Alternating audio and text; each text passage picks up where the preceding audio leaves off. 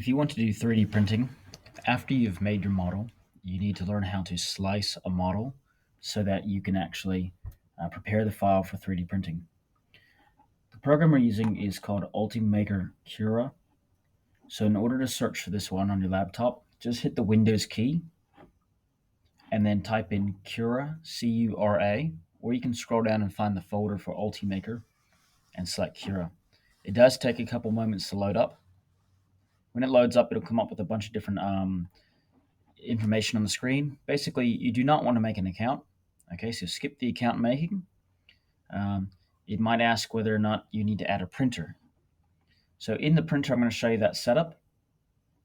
So we're going to go to add a non-network printer. Scroll down and look for a brand called Creality. Drop down that one and add the one that says Creality Ender 3 Pro. Then click Add. Do not change any settings in this box here. Click Next. And now we're at the main screen. So at the top here, you'll see it will have the different printers. I've got various printers, but whatever one you've added will appear here. And if you have to add another one or a different printer, you can add that here. This box is the type of plastic you're using. We use eSun PLA Plus, and you can pick a color. It does not matter what color you pick, it just is the color that shows up on the screen. I'll pick purple, for instance. The next option is this box, and it has what's called an infill, which tells you basically how much percentage of your model will be plastic or air. So in your model, it's actually hollow. 20% means 20% will be plastic, and the rest of it material will be air. If you go to 100%, it will take a very long time to print. It'll be very heavy, and it's probably very wasteful. Most models never have to go above 20%. Support means that you might need to hold something up in your model, or as it lays the melted plastic, it might fall down. Adhesion is used if you actually have a really thin model that might snap off or fall as it's printing, and you need to have it stick a little better. Okay, let's now load a Lego brick into it. So I'm going to click Open. And I've already saved a brick from students that had saved them from Fusion or Tinkercad last week. So I'm just going to add in a brick. Okay, your brick appears here. You can even add in more than one piece at once.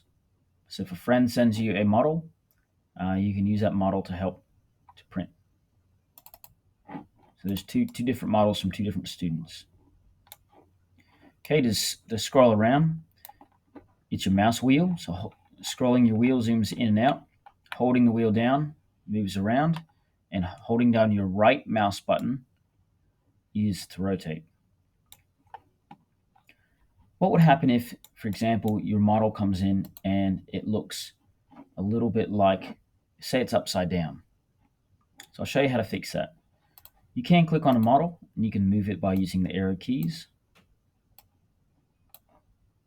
But if you raise it up, it'll try and drop it back down on top of the platform. That's this button here on the left. If you click on the button in the middle, this is rotate. You see these three different axes. If you spin them, that will let you print them in different orientations. So now that's printing sideways. And that's how you can flip a model over if, for example, if your print came in like this by accident, you could print it, you could rotate it. If you want to get back to moving it around, you do need to go back and select the top button here. A very quick way to rotate your model is this button here, which says Select Face. If you pick that button and you click on a surface, it actually rotates your model to that's facing down.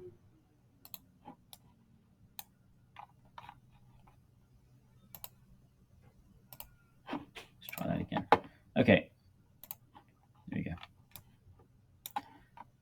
You can right click your mouse and you can go arrange, and that will kind of get them as close as possible. Next, I'll click slice. Slicing means divide it up into little thin layers that are 0.2 millimeters thick. And you can click preview, and that will basically show you how, if you drag down the thing on the right, how it's actually going to cut. So that's pretty interesting if you wanted to see. There's a little play button. It actually shows you what it's going to do with the model. It's very useful if you wanted to see how thick or thin your model is. So this actual model, it's actually going to have 3 layers of plastic on the outside edges and 2 layers on the inside. Okay, and then it's going to print this little outline here, which just tells me, kind of just shows me, it cleans out the nozzle basically. All right, when you think you're done, you can go back to prepare at the top, and you can save your file. So we're going to give it a name. I might call this Lego brick, and if I want it red, I'll add the name here, and I'll put my name in it. That way, if your teacher needs to print it at another time, they can actually find your model. They also know what color you want. And at this stage, if you had popped a memory card in, you can select your memory card on the left side here, and you can click save. If you want to kind of prepare it today, but print it tomorrow, you could save it back to your desktop or your OneDrive, and then you could send that G-code file, so it's a G-code file, to your teacher, or put it on the memory card the next day, and you get it printed. So that's all it takes now to print. It does give you an estimate of the time, but that's pretty much all the features. I'll show you, I guess, the last feature here maybe. So in red, this is stuff that's going to be held up in mid-air printing. And that's where if I was to add in my support, and I click slice, you'll see what happens here. It's going to actually produce a bunch of junk to help hold that up in midair. So it might make the print more successful, but it means it's going to take longer to print, and you're going to have to chop out more of the junk plastic inside it. Let's have a quick look and see what that looks like. Okay, so now it's going to take 2 hours and 53 minutes, and I'm going to preview that. And now let's have a look and see.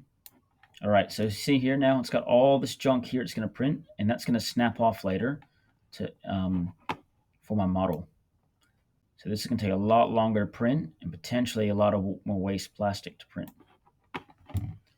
So think about, does your model need to have support, or do you think it can actually print without having anything holding it up? You most likely don't need adhesion. And from there, I think that's the end of our little tutorial.